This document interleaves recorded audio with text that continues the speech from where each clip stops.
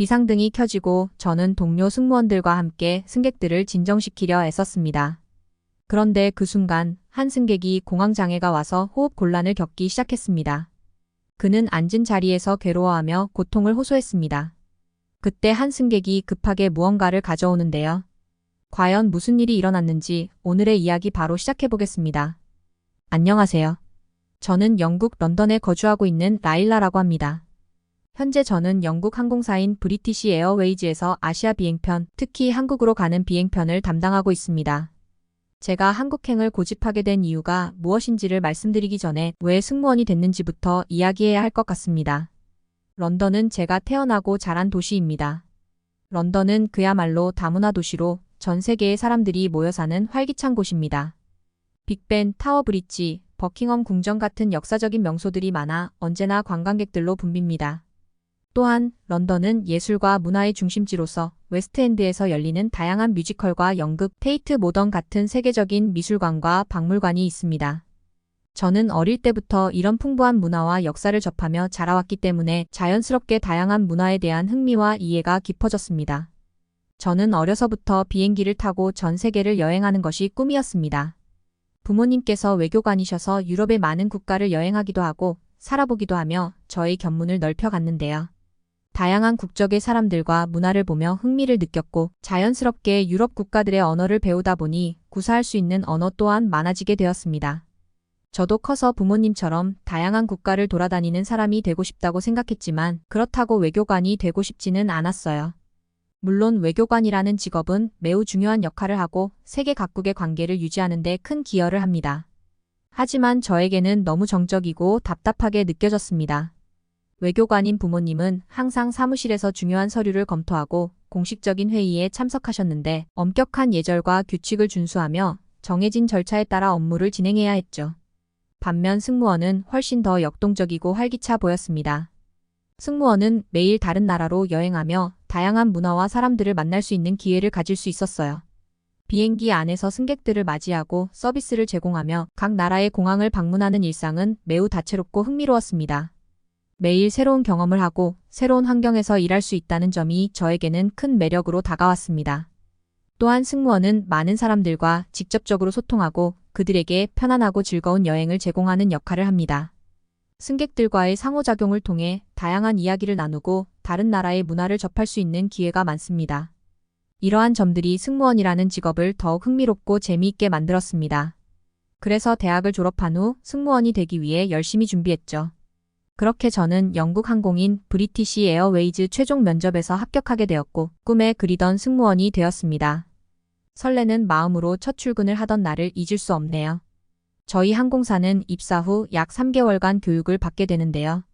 승무원들은 어떤 상황에서도 침착하게 행동하며 매뉴얼에 따라 대처를 해야 하기 때문에 3개월간 교육을 듣고 각자 비행기를 배정받게 됩니다. 교육의 내용은 서비스, 비상시 행동 강령, 마지막으로 각 나라별 언어 및 업무 방법 등이 포함되어 있습니다. 저는 약 3개월간의 교육 기간을 무사히 끝내고 드디어 첫 항공 배정을 받게 되었습니다. 입사 초기에는 정말 열정이 넘쳤습니다. 어떤 노선이든 상관없이 세계를 여행할 수 있다는 사실만으로도 너무 행복했어요. 첫 비행이기 때문에 무엇이든 경험할 준비가 되어 있었고 어떤 도전도 두렵지 않았죠. 처음 제가 배정을 받은 나라는 한국이었습니다. 한국행 비행기라니 설레고 흥분되는 마음이 가득했습니다. 유럽은 많이 가봤지만 아시아 쪽은 그렇게 많이 가보지 않았기 때문에 더욱 기대가 됐습니다. 그동안 책이나 영화에서만 보았던 한국을 직접 방문할 기회가 생기다니 정말 꿈만 같았어요. 그런데 그때 한 선배님께서 저에게 다가오셨습니다. 라일라, 이번에 너가 한국행 비행기 편을 담당한다고 들었는데 혹시 나랑 바꿔줄 수 있을까? 네, 선배님, 그럼요. 그런데 선배님께서 맡으신 비행편은 어디인가요? 나는 중국행 비행기인데 한국보다 3시간 정도 일찍 도착할 수 있어. 저는 선배님의 말을 듣고 한국행 비행기는 약 14시간 이상 비행을 해야 하기 때문에 조금이라도 비행시간이 줄어드는 중국행 비행기가 더 좋지 않을까 하는 마음에 흔쾌히 수락하였습니다. 처음 배정된 한국행 비행편도 좋았지만 첫 비행이니 어떤 노선이든지 상관없을 거라고 생각했습니다.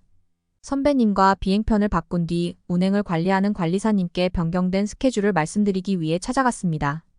관리사님, 저 엘리 선배님과 비행편을 바꾸려고 합니다. 관리사님께서는 어리둥절한 표정으로 말씀하셨습니다. 라일라, 한국행 비행기를 바꾸겠다고? 그것도 중국으로?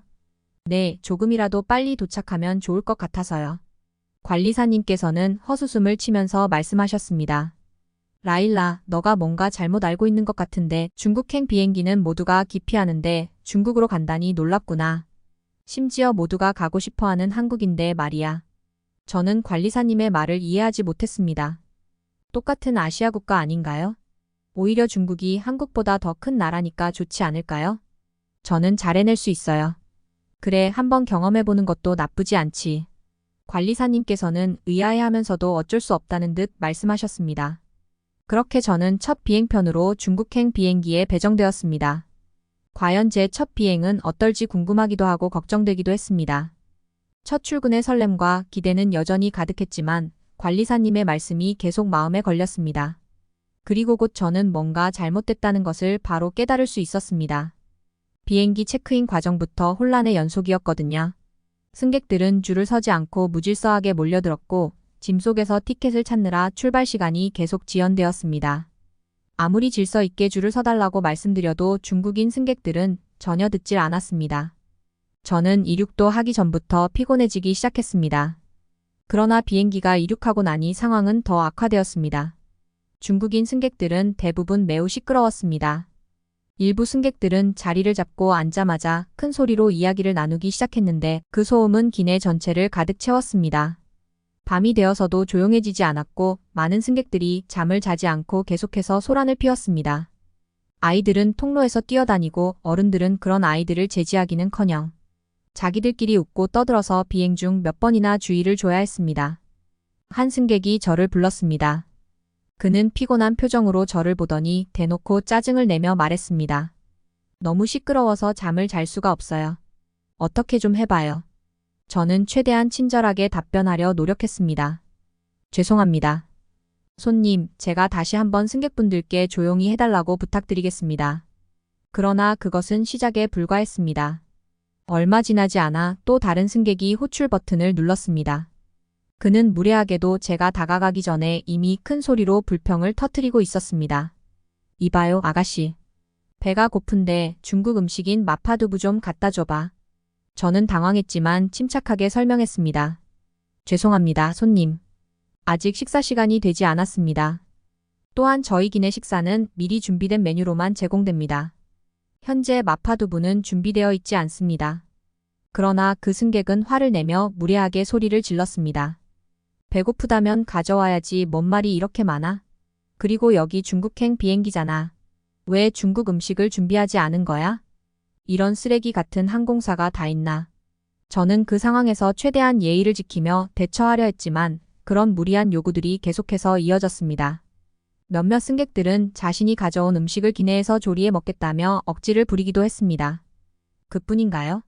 심지어 어떤 승객은 추가 담요를 요구하며 다른 승객들의 담요를 빼앗으려 했고 또 어떤 승객은 기내 화장실을 독점하려다 다른 승객들과 언쟁을 벌이기도 했습니다.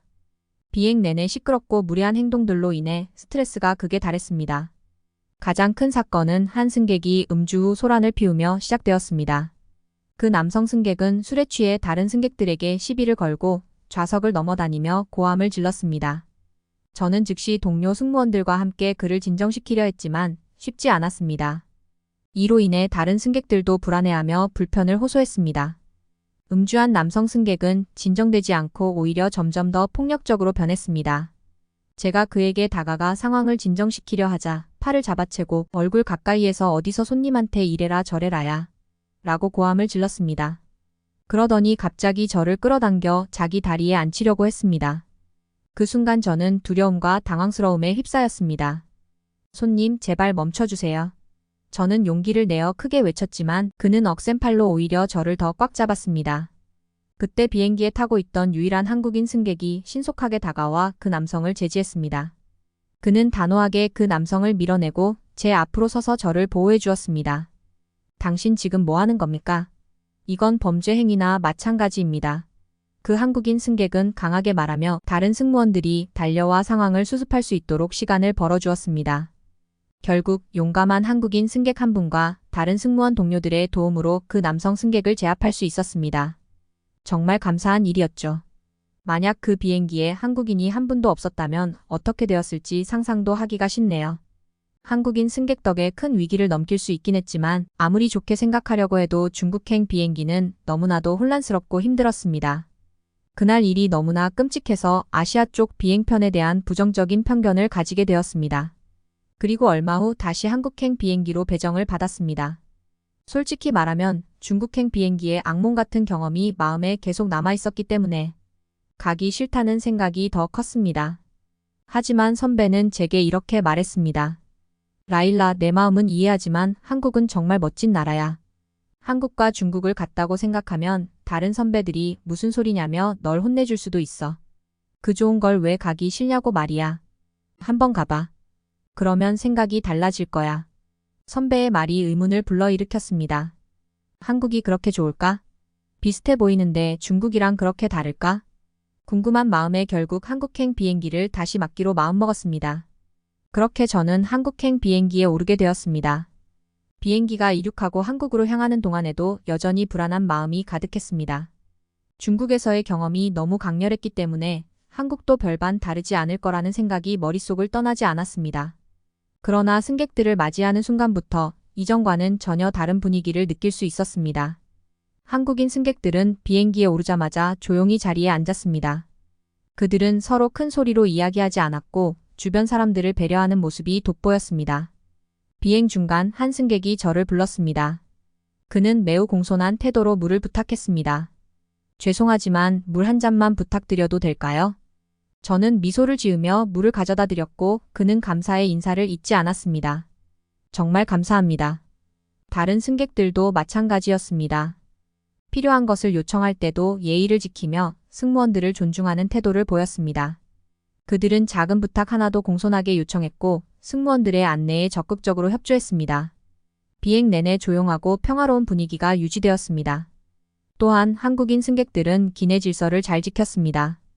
비행 중 한 승객이 일어나 화장실로 가려고 했을 때 다른 승객들이 자연스럽게 길을 열어주는 모습도 인상 깊었습니다. 누군가가 자리를 양보하고 다른 이들이 불편하지 않도록 배려하는 모습이 참 따뜻하게 느껴졌습니다. 기내식이 배급될 때의 모습도 인상 깊었습니다. 승무원이 기내식을 나눠드리겠습니다 라고 말하자 한국인 승객들은 누구 한 명 승무원을 닥달하지 않고 조용히 기다렸습니다. 저는 한국인들의 훌륭한 모습에 감탄을 연발했습니다. 한국인 승객들에 대해 생각이 달라지기 시작했습니다. 그들은 정말로 완전히 달랐습니다. 그들의 예의 바르고 서로를 배려하는 행동 하나하나가 저에게 깊은 인상을 남겼습니다. 비행 내내 제 마음속의 선입견이 서서히 사라지고 한국이라는 나라가 얼마나 아름답고 매력적인지를 새롭게 느끼게 되었습니다. 그러던 중 예상치 못한 일이 벌어졌습니다. 비행기가 태평양을 건너고 있을 때 갑자기 강한 난기류를 만나 기체가 흔들리기 시작했습니다. 별 이상 없이 조금만 버티면 금방 지나가는 난기류긴 했지만 흔들림은 점점 심해졌고 승객들 사이에 불안감이 퍼지기 시작했습니다. 비상등이 켜지고 저는 동료 승무원들과 함께 승객들을 진정시키려 애썼습니다. 그런데 그 순간 한 승객이 공황장애가 와서 호흡 곤란을 겪기 시작했습니다. 그는 앉은 자리에서 괴로워하며 고통을 호소했습니다. 저는 즉시 그에게 다가가 도움을 주려고 했습니다. 여러분 모두 자리에 앉아 안전벨트를 매주시기 바랍니다. 곧 의료 지원이 필요할 수 있습니다. 그때 한 젊은 남자가 일어섰습니다. 그는 침착한 표정으로 주변 승객들을 안정시키기 시작했습니다. 여러분 모두 침착하세요. 앉아서 안전벨트를 매세요. 그 남자는 현우라는 이름을 가진 승객이었습니다. 현우는 의료진은 아니었지만 상황을 침착하게 파악하고 승객들을 진정시키는 데 큰 도움을 주었습니다. 그는 호흡 곤란을 겪는 승객에게 차분히 다가가 응급처치를 도왔고 제가 기내 방송으로 의료진을 찾는 동안에도 승객들이 혼란에 빠지지 않도록 도왔습니다. 괜찮아요. 곧 도와줄 사람이 올 겁니다. 현우의 침착하고 배려심 깊은 태도는 주변 승객들에게도 큰 위로가 되었습니다. 기내 방송으로 의료진을 찾았습니다. 다행히도 기내에는 한국인 의사 두 분이 타고 계셨습니다. 그들은 즉시 환자에게 달려와 응급조치를 시작했습니다. 저는 동료 승무원들과 함께 필요한 약품과 장비를 신속하게 전달했습니다. 의사들은 환자의 상태를 빠르게 안정시켰고 상황은 점차 나아졌습니다. 그동안 승객들은 혼란스러운 상황에서도 놀라울 정도로 차분하게 기다리며 우리 승무원들이 원활하게 일을 할 수 있도록 협조해 주었습니다. 비행기가 흔들리는 와중에도 승객들은 서로를 배려하며 질서를 유지했습니다. 현우의 도움 덕분에 우리는 무사히 위기를 넘길 수 있었습니다. 그때 저는 선배님과 관리사님이 왜 중국행 비행기를 기피했는지 그리고 왜 한국행 비행기가 더 선호되는지 깨달았습니다. 비행기가 인천공항에 도착하자 저는 한국인 승객들에게 깊은 감사의 인사를 전했습니다. 여러분 덕분에 무사히 도착할 수 있었습니다. 협조해 주셔서 정말 감사합니다. 하지만 한국인 승객들은 오히려 제게 감사하다며 인사해 주셨습니다. 그렇게 인사를 건네러 온 마지막 사람은 바로 현우도 있었습니다. 그는 가볍게 머리를 숙여 인사했고 제가 뭐라고 말하기도 전에 제 손에 작은 쪽지 하나를 쥐어준 후 사라져버렸습니다. 정말 감사합니다. 사실 저도 당황하고 무서웠는데 당신이 함께 있었던 덕분에 무사히 도착할 수 있었습니다. 나중에 괜찮다면 같이 서울을 둘러보는 건 어때요? 그렇게 적힌 쪽지에는 그의 전화번호가 함께 적혀 있었습니다. 겸손함은 물론이고 진심 어린 감사가 제 마음을 흔들어 놓았습니다. 어느새 제 얼굴은 홍당무처럼 빨개져 있었습니다. 현우가 빨리 가버려서 그 모습을 들키지 않아 다행이라는 생각이 들 정도였죠. 승무원들은 도착지에서 잠시 휴식을 취하며 관광이나 여가 활동을 즐길 수 있는 시간을 가집니다. 이를 일반적으로 레이오버라고 합니다. 레이오버 동안 승무원들은 다음 비행 스케줄까지 몇 시간에서 며칠 동안 현지에서 머물며 그곳의 문화를 경험하거나 관광을 즐길 수 있습니다. 덕분에 저도 잠시 한국에서 시간을 보낼 수 있었는데요. 인천공항은 그야말로 어메이징한 곳이었습니다. 넓고 현대적인 디자인에 감탄하지 않을 수 없었습니다. 공항 내부는 단순히 여행객들이 오가는 장소가 아니었습니다. 이곳에는 영화관부터 시작해서 각종 편의시설, 쇼핑몰, 숙박시설까지 모두 완벽하게 갖춰져 있었습니다. 공항에서 모든 것을 해결할 수 있을 정도로 잘 구성되어 있어 마치 작은 도시와도 같았습니다. 이곳에서 며칠을 살아도 전혀 불편함이 없을 것 같다는 생각이 들었습니다. 이전에 중국에서 느낀 매캐하고 불쾌한 느낌과는 차원이 달랐죠. 저는 그날 일이 끝나고 현우에게 용기 내어 전화했고 우리는 자연스럽게 대화를 나누게 되었습니다. 현우는 한국 사람이면서도 영어를 어찌 그렇게 잘하던지 의사소통에 전혀 어려움이 없어서 놀라웠습니다. 저희 사이에는 호감의 씨앗이 싹트고 있었습니다. 현우는 서울 곳곳에 숨어있는 멋진 명소와 맛집을 함께 가자고 했습니다. 저는 그의 제안을 받아들였고 다음날 우리는 함께 서울을 탐방하게 되었습니다. 현우와 함께 첫 번째로 간 곳은 경복궁이었습니다. 아름다운 고궁과 전통 한복을 입은 사람들의 모습이 어우러져 마치 시간 여행을 하는 듯한 기분이 들었습니다. 역사와 전통이 살아 숨쉬는 경복궁을 돌아보며 한국의 깊은 역사와 문화에 대해 감탄하지 않을 수 없었습니다. 다음으로 방문한 곳은 한강이었습니다. 강변을 따라 산책하며 서울의 아름다운 야경을 즐겼습니다. 강을 따라 이어진 자전거 도로와 산책로 그리고 곳곳에 있는 카페들은 서울 시민들의 여유로운 삶의 일면을 보여주었습니다. 저는 한강의 밤 풍경을 바라보며 이곳에서의 시간을 만끽했습니다. 또한 한국의 음식 문화를 체험해보지 않을 수 없었습니다. 동료들과 함께 찾은 전통시장에서 다양한 길거리 음식을 맛보았습니다. 떡볶이, 호떡, 김밥 등 한국의 길거리 음식은 정말 매력적이었습니다. 그 맛은 지금도 잊을 수 없어요. 경복궁, 남산타워, 명동 등 현우가 추천해준 곳들은 모두 아름다웠습니다. 그는 저에게 한국의 역사와 문화를 설명해주며 제가 더 깊이 이해할 수 있도록 도와주었습니다. 현우와 함께한 시간은 단순히 관광을 넘어 한국의 따뜻한 사람들을 경험하는 소중한 시간이 되었습니다. 이렇게 한국에서의 레이오버 시간을 보내며 저는 한국의 문화와 사람들에게 더욱 매료되었습니다. 한국인들의 따뜻함과 친절함, 그리고 그들의 풍부한 역사와 문화를 직접 체험하며 한국이 얼마나 특별한 나라인지를 다시 한번 느낄 수 있었습니다. 날이 갈수록 현우와의 만남은 점점 더 깊어졌습니다. 그의 따뜻한 마음과 배려심은 저에게 큰 행복을 주었습니다. 우리는 함께 한국의 다양한 문화를 체험하고 서로의 이야기를 나누며 더욱 가까워졌습니다. 현우는 저에게 한국어를 가르쳐 주었고 서로의 문화를 이해하고 존중하는 법을 배웠습니다. 그렇게 마법 같은 며칠의 시간이 흐르면서 한국은 단순한 근무지가 아니라 제 인생의 중요한 일부가 되고 있었습니다. 이제 저도 어엿한 3년차 승무원이 되었고 한국행 비행기를 고집하게 되었습니다. 매번 한국에 도착할 때마다 그 기쁨과 설렘은 더욱 커졌습니다. 가장 큰 이유 중 하나가 세상에서 제일 멋진 제 남자친구 현우를 볼 수 있다는 것이죠. 아직은 장거리 연애를 하고 있지만 현우와의 결혼도 척척 준비되고 있습니다. 한국에 우리 두 사람의 거처를 마련한다면 어느 지역이 좋을지 이야기하고 있는데 아무래도 저는 직장이 인천공항이고 현우 씨는 강남이라서 출퇴근이 걱정이에요. 인천과 강남의 중간 정도가 되며 신혼부부가 살기 좋은 곳이 있을지 모르겠어요. 하지만 앞으로 한국에서 펼쳐질 우리의 미래에 대한 기대감에 행복한 하루하루입니다. 한국에서의 경험과 현우와의 만남은 제 인생에 큰 변화를 가져왔습니다. 저는 이제 한국을 두 번째 고향으로 여기며 앞으로도 한국행 비행기를 통해 더 많은 사람들에게 한국의 아름다움을 전하고 싶습니다. 지금까지 저의 긴 사연을 들어주셔서 감사합니다. 오늘의 이야기 어떻게 들으셨나요? 코로나가 끝나고 많은 분들께서 해외로의 여행을 준비하고 계실 텐데요. 구독자분들께서는 혹시 알고 계셨나요? 우리나라의 여권을 가지고 있으면 어디든 무비자로 들어갈 수 있다는 사실을요. 한국인들의 예절과 한국의 치안은 전 세계적으로 유명해졌습니다. 덕분에 많은 국가를 복잡한 검문 없이 여행할 수 있게 되었습니다. 우리의 문화가 전 세계적으로 유명해진 지금 자랑스러운 우리의 문화를 많이 아껴주세요. 지금까지 세계 각국의 따뜻하고 감동적인 이야기를 25시간 전해드리는 감동25시였습니다. 구독자 여러분 1000명 진심으로 감사드립니다.